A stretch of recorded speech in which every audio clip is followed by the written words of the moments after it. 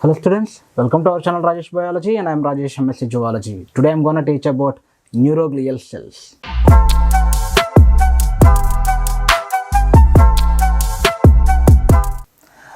And these cells are also known as supporting cells because they support the nervous tissue to conduct nerve impulses very successfully. And the major difference between the nerve cells and neuroglial cells are neuroglial cells are non-conducting cells and they are just supporting cells only. First point, they are non-conducting cells. They never conduct any impulses, but they provide a microenvironment for the conduction of nerve impulses within the neurons. Okay, and these cells are also known as neuroglia and supporting cells. Okay, glial cells also. Come to the neuroglial cells. Neuroglial cells are divided into two types, that is central nervous system, glial cells in the central nervous system or central nervous system glial cells and peripheral nervous system glial cells. Come to the central nervous system glial cells. These glial cells are present in central nervous system.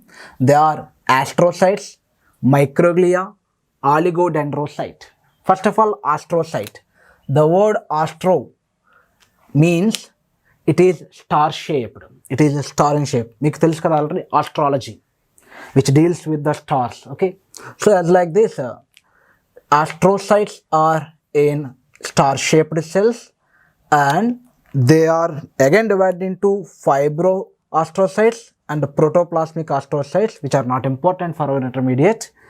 But these astrocytes are present in the central nervous system and they create and they are like bridges. They are like bridge in between blood capillary and a neuron. So they are known as blood brain barriers. Blood brain barriers. And they are attached with the blood capillaries with tight junctions.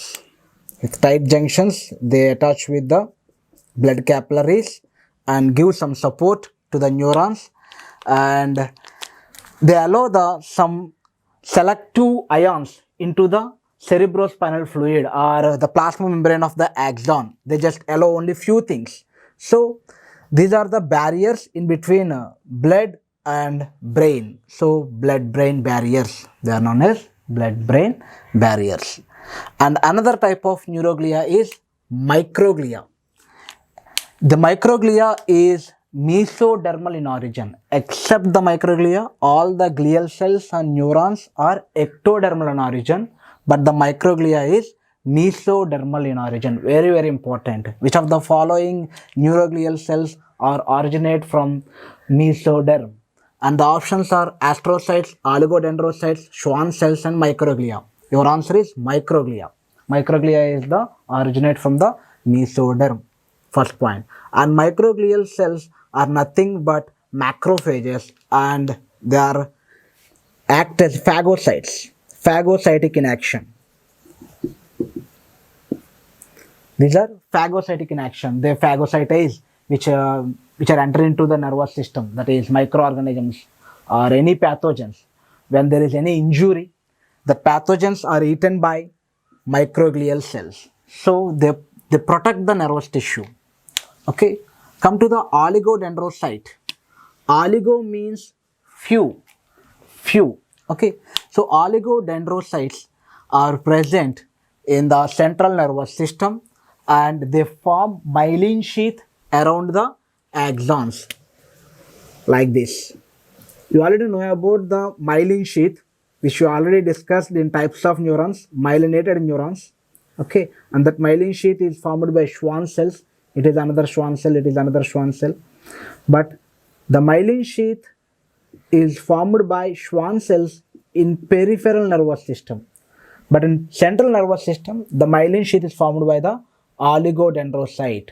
Why it is called oligo? Because it can form more than one myelin sheath in a single axon. And it can form myelin sheath for more than one axons. That means it can form myelin sheath for 2 to 3 axons at a time. That means a single oligodendrocyte can form myelin sheath for the many, not many, a few axons. So it is known as oligodendrocyte, and it provides a microenvironment for the nerve impulses because myelinated neurons are very speed in conduction of impulses. So they provide a microenvironment and give some support to the nervous tissue. This is about the glial cells which are present in the central nervous system. Come to the glial cells in peripheral nervous system. They are Schwann cells and satellite cells. Schwann cells, you already know this. Schwann cells provide a myelin sheath. Schwann cell is prepared by lipid, and that lipid is white in color, and the layers of the membrane of the Schwann cell wraps around the, for example, it is the axon and it is the plasma membrane of Schwann cell, and it wraps around the axon of the nerve which is present in the peripheral nervous system, and that myelin sheath is present like this. Okay, so it is white in color and it wraps around the axon and form myelin sheath which gives a microenvironment for the speed conduction of nerve impulses. Right, come to the satellite cells. Satellite cells are present in the peripheral nervous system, particularly at site of ganglion. Then what is ganglion? Ganglion is the group of cell bodies in peripheral nervous system. Group of cell bodies in peripheral nervous system is known as ganglion. Okay, and if it is the ganglion, that means number of cell bodies. Okay, that ganglion is covered by some satellite cells. Okay, like this. Here blue color cells are the satellite cells, and that black color is cell bodies which are present in the peripheral nervous system, cluster of cell bodies, and these are the cluster of axons.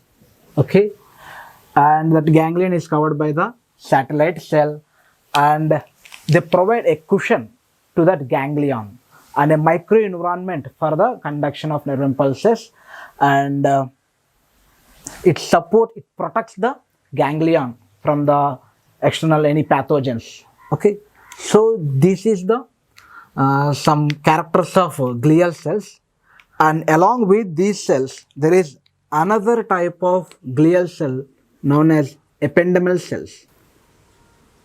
Ependymal cells, they are present in the hollow structures like a cavity which is present in the spinal cord.